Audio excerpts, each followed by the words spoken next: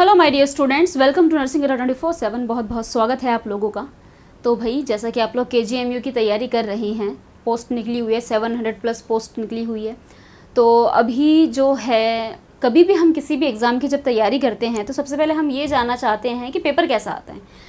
मतलब इतने सारे कंपटीशन एग्ज़ाम्स होते हैं, नॉर्सेट का एक अलग पैटर्न है, आरआरबी ने जो पेपर किया उसने एक अलग पैटर्न सेट कर दिया आरआरबी ने भी कि भाई हमें भी तुम हल्के में, मतलब हमारा भी अच्छा खासा पैटर्न है। KGMU का अलग पैटर्न है, GMCH है, फिर बिहार स्टाफ नर्स है। तो सबके अपने अपने अलग अलग पैटर्न होते हैं, हर किसी का अपना अलग अलग एग्जाम आता है। जैसे DSSS भी था, तो अगर लास्ट देखें तो उसका अपना 1 लाइनर क्वेश्चन आते हैं। तो सबका अपना एक पैटर्न होता है जिसके बेसिस पर हम तैयारी करते हैं कि इसका ये पैटर्न है तो इस हिसाब से हम तैयारी करते हैं। हालांकि पढ़ते हम सब कुछ है, लेकिन फिर भी तैयारी हम पैटर्न को ध्यान में रखते हुए करते हैं कि भाई घुमा फिरा के क्वेश्चन आएंगे तो हम उस तरीके से तैयारी करते हैं, या सीधे सीधे क्वेश्चन आएंगे हम उस तरीके से तैयारी करते हैं। तो KGMU के बारे में हम डिस्कस करेंगे कि इसका पेपर कैसे आता है। और ये जो डिस्कशन होगा ये प्रीवियस पेपर के बेस्ड पे ही होगा, क्योंकि आने वाला तो मुझे पता नहीं कैसा आएगा।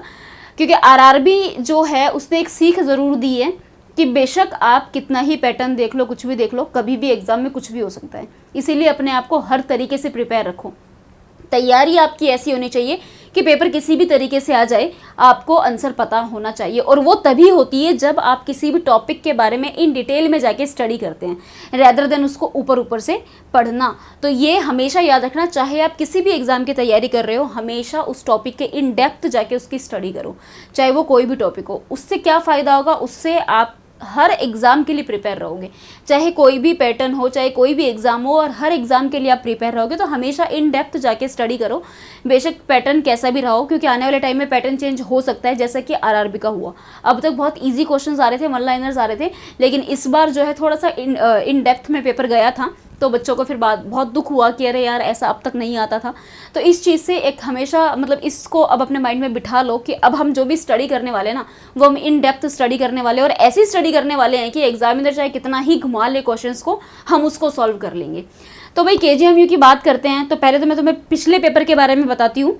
आने वाला पेपर कैसा होगा मुझे नहीं पता, भाई इसी के अकॉर्डिंग होगा या ये भी अपना पैटर्न चेंज करेंगे, क्या होने वाला है वी डोंट नो।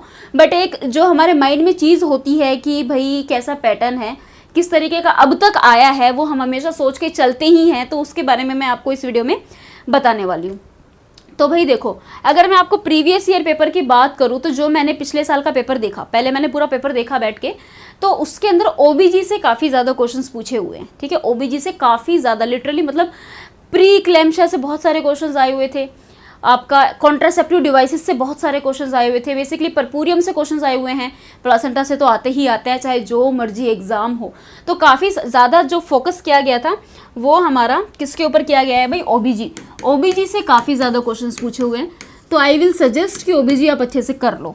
इवन अगर आप आरआरबी में भी देखोगे तो आरआरबी में OBG से काफ़ी ज़्यादा क्वेश्चंस आए हुए थे।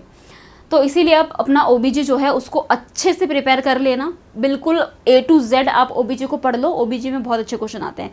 उसके अलावा बात करूँ मैं MSN की, MSN से OBG के बाद अगर मैं बात करूँ लास्ट ईयर की, तो MSN से काफ़ी अच्छे, फर्स्ट नंबर पे तो MSN के ही आए हुए हैं, सबसे ज़्यादा क्वेश्चन MSN के ही आए हुए हैं, क्योंकि अब MSN में तो बहुत सारे सिस्टम्स हैं।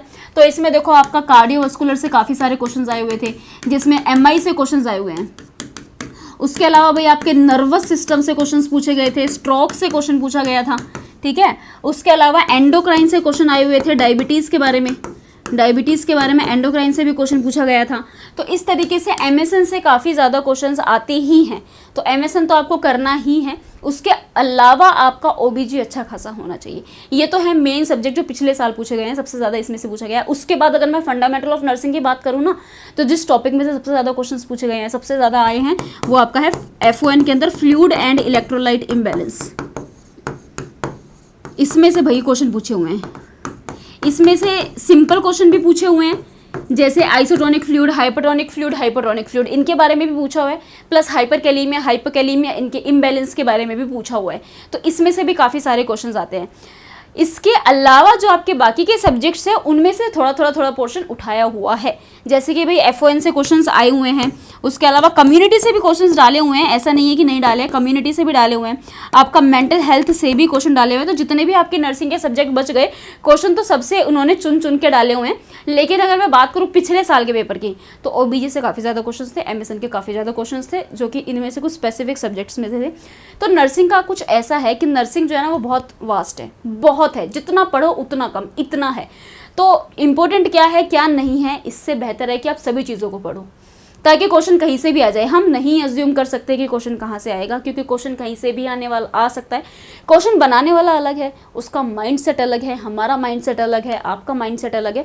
तो क्वेश्चन कहीं से भी आ सकता है। आपका जो फोकस होना चाहिए यही होना चाहिए कि नर्सिंग की अगर मैं बात करूँ तो नर्सिंग तो भाई सब कुछ पढ़ो, सब कुछ। आपको भी पता है मेन सब्जेक्ट्स कौन कौन से हैं, FON, MSN, OBG। यहाँ से सबसे ज़्यादा क्वेश्चन पूछे जाते हैं, सबसे ज़्यादा। नॉर्सेट FON से काफ़ी ज़्यादा पूछता है। अब जैसे हमारा ये RRB हुआ, उसने FON को बिल्कुल भाव नहीं दिया, तो इसी हिसाब से भाई हर एग्जाम का थोड़ा सा ये होता है कि उस वक्त उसने ज़्यादा सब्जेक्ट से किसी से उठा लिए, किसी से नहीं उठाए। अब एक नॉर्सेट था जिसमें OT से ज़्यादा क्वेश्चन आए हुए थे, तो कुछ नहीं कह सकते कि ऐसा नहीं है कि अगर पिछली बार OBG MSN से ज़्यादा आए हैं तो इस बार भी OBG MSN से ज़्यादा आ जाएंगे, ऐसा कोई ज़रूरी नहीं है, कुछ भी आ सकता है। इसीलिए भाई नर्सिंग के लिए मैं आपको यही एडवाइस करूँगी कि सब कुछ पढ़ लो, जितने भी नर्सिंग के सब्जेक्ट्स हैं, MSN सारे सिस्टम घोल के पी जाओ, FON बिल्कुल अच्छे से कर लो, उसके बाद आपका मेंटल हेल्थ अच्छे से कर लो, आपका चाइल्ड हेल्थ नर्सिंग अच्छे से कर लो, आपका कम्युनिटी हेल्थ नर्सिंग कर लो, रिसर्च कर लो, आपका नर्सिंग मैनेजमेंट हो गया है, उसके अलावा साइको है, उसके अलावा सोशियो है, माइक्रो है, न्यूट्रिशन है, तो नर्सिंग मैनेजमेंट है। ये सारे सब्जेक्ट को अच्छे से कर लो, क्योंकि अब ये जो छोटे छोटे जो सब्जेक्ट है ना, यहाँ से भी क्वेश्चन आने लग गए हैं, तो इसीलिए इनको भी अवॉइड मत करो। अब कंपटीशन बहुत बढ़ चुका है और एग्ज़ाम के पैटर्न हर साल बदल रहे हैं, और जैसे एग्ज़ाम के पैटर्न बदल रहे हैं कंपटीशन भी दिन ब दिन बढ़ता ही जा रहा है। तो बेहतर है कि आप हर चीज़ को इन डिटेल में जाके पढ़ो। इससे क्या होगा, इससे एक तो ये चीज़ नहीं रहेगी अरे यार ये क्वेश्चन कहाँ से आ गया। अगर आप क्वेश्चन के कंसेप्ट को सोचते हुए चलोगे ना, एक क्वेश्चन, एक टॉपिक जिसको आपने हर तरीके से, पूरी तरीके से उसको पढ़ लिया, अब वो एग्जामिनर उसको कितना ही घुमा के डाल दे, आप उसका आंसर निकाल लोगे अगर आपने वो टॉपिक पढ़ा होगा। तो टॉपिक्स पे फोकस करो, अपने कंसेप्ट जो है उनको इतना स्ट्रॉन्ग करो, इतना क्लियर करो। आपकी थ्योरी हर एग्जाम के पर्सपेक्टिव से इम्पोर्टेंट है कि आपकी थ्योरी स्ट्रॉन्ग होनी चाहिए। तो हर टॉपिक को अच्छे से करते हुए चलो। वही अगर मैं बात करूँ नॉन नर्सिंग की, तो जैसा कि आपको पता है भाई नॉन नर्सिंग का भी इसमें बहुत ही अच्छा खासा रोल है। तो अगर मैं बात करूँ भाई तुम्हारी नॉन नर्सिंग की, तो नॉन नर्सिंग में अगर मैं बात करूँ भाई उसमें क्या क्या आ सकता है, तो भाई करंट अफेयर्स। अगर मैं जीके की बात करूँ, करंट अफेयर में देखो यूपी की जो भी करंट अफेयर है, जो भी अभी जनरल अपडेट्स हैं वो आपको पता होना चाहिए। उसके अलावा इंडिया के तो आपको पता होनी चाहिए। जितनी भी लेटेस्ट हेल्थ पॉलिसीज़ है, जितने भी हेल्थ इश्यूज़ हैं जो कम्युनिटी में हुए हैं, वो सारी चीज़ें आपको पता होनी चाहिए। अगर मैं रीजनिंग की बात करूँ, आपको कोडिंग डिकोडिंग है, ब्लड रिलेशंस है, सीक्वेंस है, और जो आपका मिरर इमेज है, वो सारी चीज़ें आपको पता होनी चाहिए। डाइस के बारे में है। इंग्लिश की अगर मैं बात करूँ तो भाई इंग्लिश में ना ग्रामर आती है, और वो भी बहुत बेसिक ग्रामर आती है। ग्रामर बहुत बेसिक ग्रामर आती है, जो आपने अपना 12th तक पढ़ी है वो इम्पोर्टेंट है, वही पूछी जाती है, ठीक है। उसके अलावा मैथ्स की अगर मैं बात करूँ तो मैथ का तो अपना एक सिलेबस है भाई, उस सिलेबस के अकॉर्डिंग करना होता है। किसी की मैथ अच्छी होती है, किसी की नहीं होती है, तो बाकी चीज़ों पे तो फोकस कर ही सकते हो, क्योंकि रीजनिंग बहुत इजी है, इंग्लिश इजी है। जीके हम बोल सकते हैं हमें नहीं पता कहाँ से, इतना बड़ा मतलब इतने लोग हैं, इतनी सारी चीज़ें हैं, क्या क्या चीज़ें पढ़ोगे जीके में। बट इंग्लिश और रीजनिंग में नंबर अच्छे खासे बन सकते हैं, क्योंकि इंग्लिश अच्छी होती है, आप पढ़ रहे हो। उसके अलावा रीजनिंग में स्पेसिफिक चीज़ें हैं जो पूछी जाती है, वो आप अच्छे से कर सकते हो। तो ये चीज़ें आपको ध्यान रखनी है कि रीजनिंग में हम ब्लड रिलेशन का क्वेश्चन तो हर एग्जाम में आता ही, RRB में भी आया हुआ था, तो ब्लड रिलेशन का क्वेश्चन तो आता ही है। उसके अलावा भाई यहाँ पर ये बच्चा बैठा हुआ है, इसके लेफ्ट में इतने हैं, इसके राइट में इतने हैं, तो ये कौन से नंबर पे बैठा हुआ है, इस तरीके से क्वेश्चन कितने ज़्यादा, मतलब बहुत आते हैं। तो इस तरीके से क्वेश्चन जो है वो आप अच्छे से अपना कर सकते हो। तो मैथ और रीजनिंग का तो सिलेबस है, उस सिलेबस को कंप्लीट कर लो। जीके तो कितना पढ़ोगे, बहुत है पढ़ने को, कितना पढ़ोगे। और इंग्लिश जो है उसमें भी ग्रामर है, वो आपको अच्छे से आनी चाहिए। तो ये आपका भाई नॉन टेक वाला पार्ट जो है वो भी इक्वली इंपॉर्टेंट है, क्योंकि आपको पता है इसमें से मतलब ये आपका सिलेक्शन करवा सकता है। जो आपका नॉन नर्सिंग पोर्शन है ये आपका सिलेक्शन करवा सकता है, ये आपका सिलेक्शन डिसाइड कर सकता है अगर नर्सिंग ने धोखा दिया तो। अगर ऐसा हुआ कि नर्सिंग आपने जो पढ़ी और उस नर्सिंग ने आपको धोखा दे दिया, क्वेश्चन अलग ही आ गए, तो नॉन नर्सिंग आपका साथ देगा। क्योंकि अब तक आपने जितने भी एग्जाम दिए आप देखो, जहाँ आपको नर्सिंग टफ लग रही है नॉन नर्सिंग ईजी आ रही है। तो वो आपका साथ दे सकती है, इसीलिए नॉन नर्सिंग को भी आप साथ में अच्छे से करते हुए चलो। उसके अलावा जो टॉपिक्स की मैंने बात करी थी भाई, कॉन्ट्रासेप्टिव मेथड्स बहुत इंपॉर्टेंट है, LMP वगैरह निकालने से क्वेश्चन आए हुए हैं, ड्रग एडमिनिस्ट्रेशन FON का टॉपिक है, ये इंपॉर्टेंट टॉपिक है, यहाँ से क्वेश्चन आए हुए हैं, फ्लूइड एंड इलेक्ट्रोलाइट से क्वेश्चन आए हुए हैं, स्ट्रोक से, कार्डियो, न्यूरो, GIT से भी काफ़ी ज़्यादा क्वेश्चन आते हैं, OBG से भी बहुत ज़्यादा क्वेश्चन पूछे गए जो मैं आपको बता ही चुकी हूँ। तो ये सारी भाई इंपॉर्टेंट चीज़ें हैं जो मैंने आपको बताई थी, क्योंकि देखो अगर मैं तुम्हें कट ऑफ की बात करूँ तो लास्ट ईयर की जो कट ऑफ रही थी, अगर मैं कंपैरिजन करूँ तो इस बार भाई आपकी कट ऑफ जो है वो हाई ही जाएगी, लो नहीं जाएगी, हाई ही जाने वाली है। क्योंकि कट ऑफ के ऊपर मैंने पहले भी वीडियो बनाया हुआ है भाई, आपकी जो कट ऑफ गई थी UR कैटेगरी की जो कट ऑफ थी वो गई थी 60.5.72, ये लोअर रेंज थी कट ऑफ की। लेकिन इस बार कट ऑफ हाई ही जाने वाली है, जैसे कि मैंने आपको बताया था कि लगभग 70 तो मान कर ही चलो कि तो जाएगी ही जाएगी। उसके बाद मैंने आपको बताया था कि जो हमारी OBC है, OBC की कट ऑफ 56.08 गई थी, तो 60 आप मान के ही चलो कि इतनी तो कट ऑफ जाएगी ही जाएगी, क्योंकि ये लास्ट ईयर की है। लास्ट ईयर में जो SC थी भाई, SC की कट ऑफ 49.08 गई थी, अप्रोक्सीमेटली आप मान के चलो इस बार 55 तो जा सकती है। ST की अगर मैं बात करूँ तो 45.72 लास्ट टाइम गई थी, तो इस बार 50 तो जा ही सकती है। और वहीं मैं बात करूँ EWS की तो 56.04 ये लास्ट टाइम गई थी, तो इस बार 60 तो जा ही सकती है, क्योंकि लास्ट टाइम जितनी भी गई है इस बार उससे ज़्यादा ही जाएगी। क्यों? क्योंकि कंपटीशन बढ़ रहा है ना, इस वजह से। तो भाई ये था आपका आज का इस वीडियो का जो मेरा मोटिव था आपको समझाने का। तो जो RRB का पेपर हुआ है उसके बाद एक चीज़ को समझ लो, प्रीवियस ईयर पेपर करना अच्छी बात है, इससे आपको पता लगता है टॉपिक्स कैसे आते हैं, लेकिन पैटर्न कभी भी बदल जाता है, पैटर्न का कोई कुछ नहीं कह सकता। इसीलिए अच्छी बात है प्रीवियस ईयर पेपर्स करने चाहिए, उसका आपको देखना चाहिए। मैंने भी आपको बता ही दिया कि प्रीवियस ईयर जो पेपर था वो कैसा पेपर आया था। अच्छा, और जो इसका पेपर आता है ना वो थोड़ा सा क्लिनिकल बेस्ड भी आता है, कि आपको सिचुएशन दे दी जाती है, ये भी मैं आपको बता देती हूँ भाई। तो जो इसका पेपर आता है वो क्लिनिकल बेस्ड भी आता है अगर मैं बोलूँ।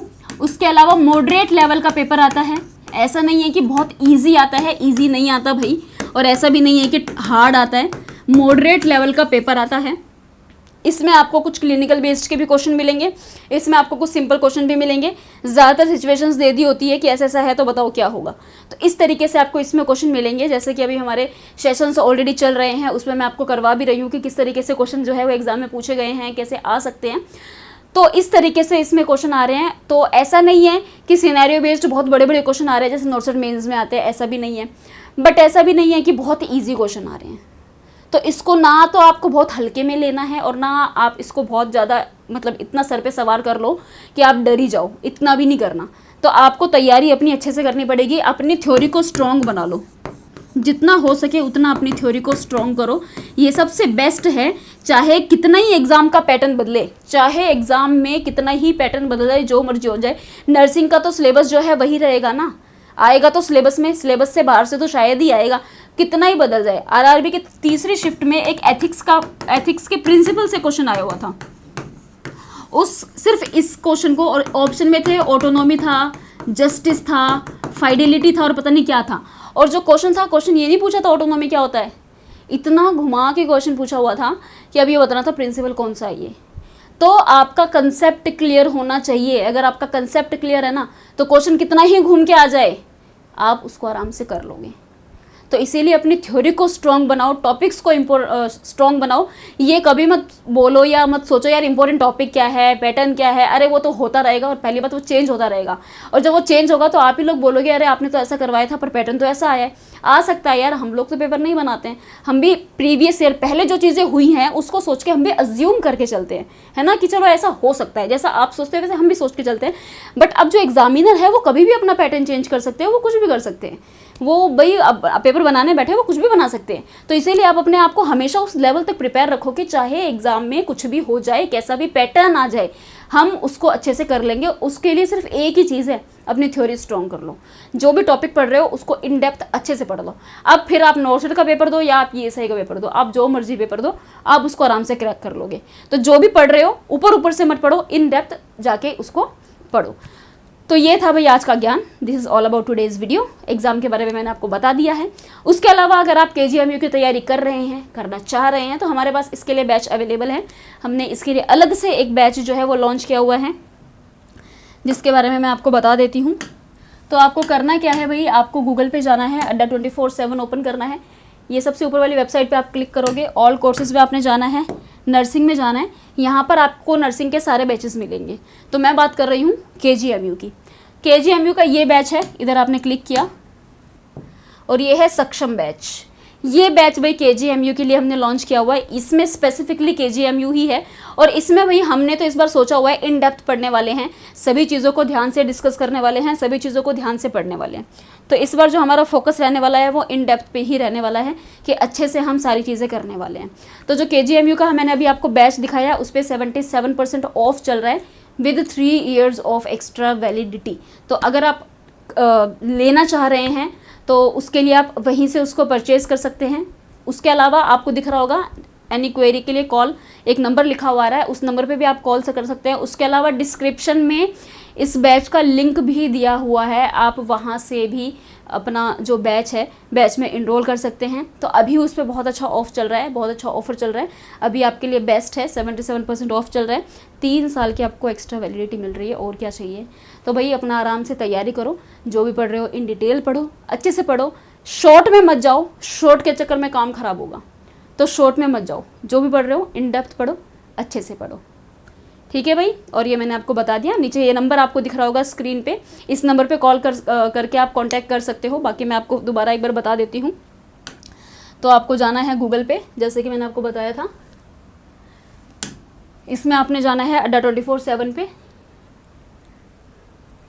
ये आपकी फर्स्ट वेबसाइट है, ऑल कोर्सेज में गए, नर्सिंग में गए, और ये आपका KGMU का बैच जो मैंने आपको दिखाया था, इस पे ये आपका ऑफ मिल रहा है, ठीक है। इसका आप प्राइस देखो 77% ऑफ मिलेगा, अभी आपको 2069 में मिल रहा है। उसके अलावा 36 मंथ यानी ट्रिपल वैलिडिटी के साथ अभी आपको ये बैच मिल रहा है। आप यहाँ से भी बाय नाउ कर सकते हो, वरना ये नंबर है, इस नंबर पे भी आप कॉल कर सकते हो और इसको बाय नाउ कर सकते हो। बट अगर ऐसा है कि आप और भी एग्जाम की तैयारी कर रहे हो और आप सोच रहे हो यार अब मैं इस बैच में भी इनरोल करूँ, मैं तो और एग्जाम की भी तैयारी कर रहा हूँ या कर रही हूँ, तो उसके लिए भाई, उसके लिए भी हमारे पास एक बैच अवेलेबल है, आप उस बैच में इनरोल कर सकते हो, और उसका नाम है आपका नर्सिंग महापैक। ये सभी एग्जाम के लिए, जिस भी एग्जाम की तैयारी कर रहे हो, ऑल इन वन पैक है ये। इसमें आपका KGMU हो, GMCH हो, जितने भी एग्जाम्स हैं ये सबके लिए ऑल इन वन पैक है। तो आप इसमें इनरोल कर सकते हो, ये आपका सारा काम हो जाएगा, इसमें इन डेप्थ होगा, सब कुछ अच्छा होगा। इसमें भी आपका 77% ऑफ चल रहा है और अभी इसकी 3 ईयर की वैलिडिटी ऑन है, तो फटाफट से इसमें इनरोल कर लीजिए। बैचेस के लिंक डिस्क्रिप्शन में भी दिए हुए हैं, यहाँ से भी जा सकते हैं, इस नंबर पे भी कॉल कर सकते हैं और आप ले सकते हैं। तो ठीक है भाई, मिलती हूँ मैं आपसे नेक्स्ट क्लास में, तब तक के लिए thank you so much and don't forget to subscribe Nursing Adda 24/7 for more such videos. Thank you so much.